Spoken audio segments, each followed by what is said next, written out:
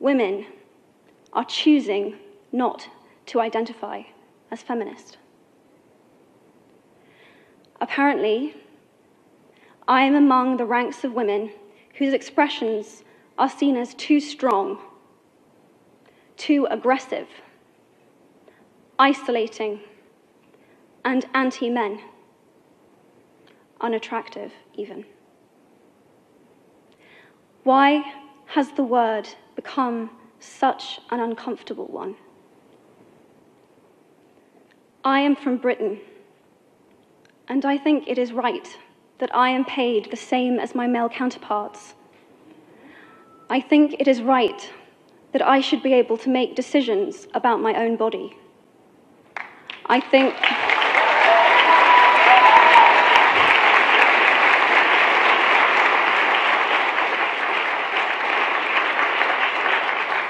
it is right that women be involved on my behalf in the policies and the decisions that will affect my life.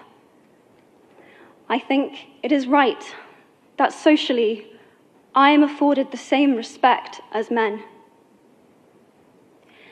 But sadly, I can say that there is no one country in the world where all women can expect to receive these rights. No country in the world can yet say that they have achieved gender equality. These rights I consider to be human rights, but I am one of the lucky ones.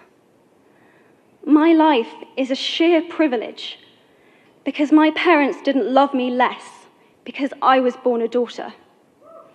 My school did not limit me because I was a girl. My mentors didn't assume that I would go less far because I might give birth to a child one day. These influences were the gender equality ambassadors that made me who I am today. They may not know it, but they are the inadvertent feminists who are changing the world today. We need more of those.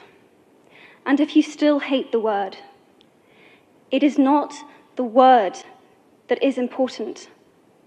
It's the idea and the ambition behind it.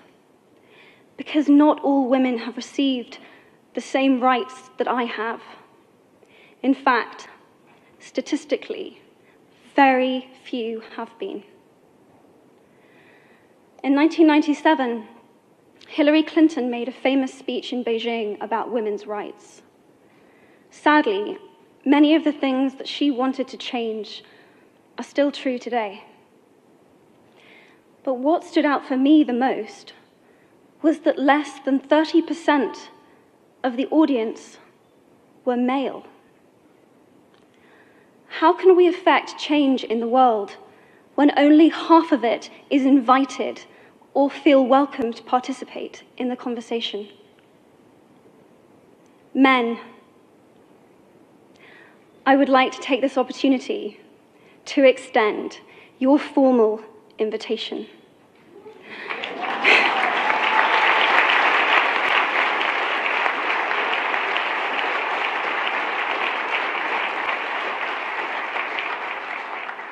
Gender equality is your issue too.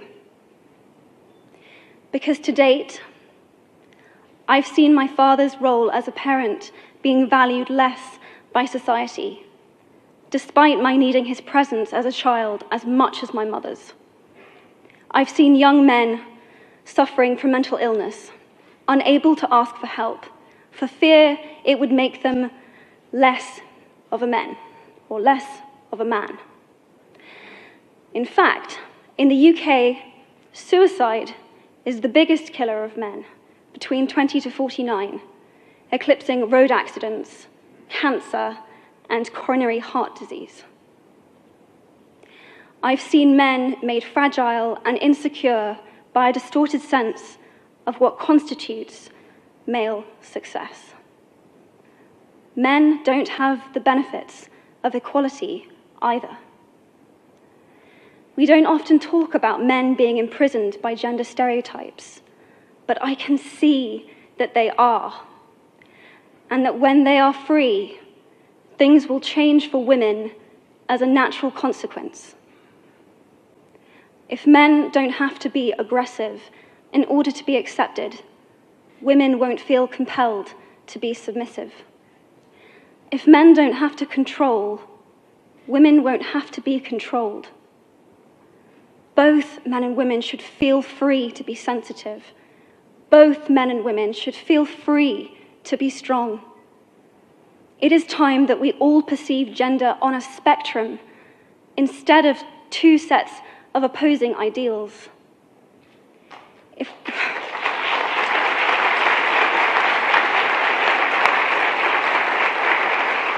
If we stop defining each other by what we are not and start defining ourselves by who we are, we can all be freer. And this is what he for she is about.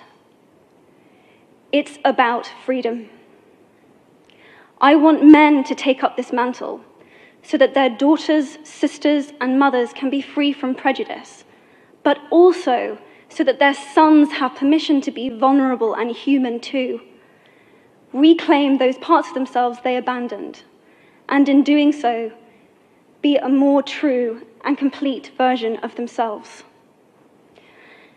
You might be thinking, who is this Harry Potter girl? And what is she doing speaking at the UN? And it's a really good question. I've been asking myself the same thing. All I know is that I care about this problem, and I want to make it better. And having seen what I've seen, and given the chance, I feel it is my responsibility to say something. Statesman Edmund Burke said, "All that is needed for the forces of evil to triumph is for good men and women to do nothing." In my nervousness for this speech, and in my moments of doubt, I've told myself firmly, if not me, who? If not now, when? If you have similar doubts when opportunities are presented to you, I hope that those words will be helpful. Because the reality is that if we do nothing, it will take 75 years, or for me to be nearly 100, before women can expect to be paid the same as men for the same work. 15.5 million girls will be married in the next 16 years as children. And at current rates, it won't be until 2086 before all rural African girls can have a secondary education. If you believe in equality, you might be one of those inadvertent feminists that I spoke of earlier. And for this, I applaud you. We are struggling for a uniting word, but the good news is that we have a uniting movement. It is called He for She. I am inviting you to step forward, to be seen, and to ask yourself, if not me, who? If not now, when? Thank you very, very much.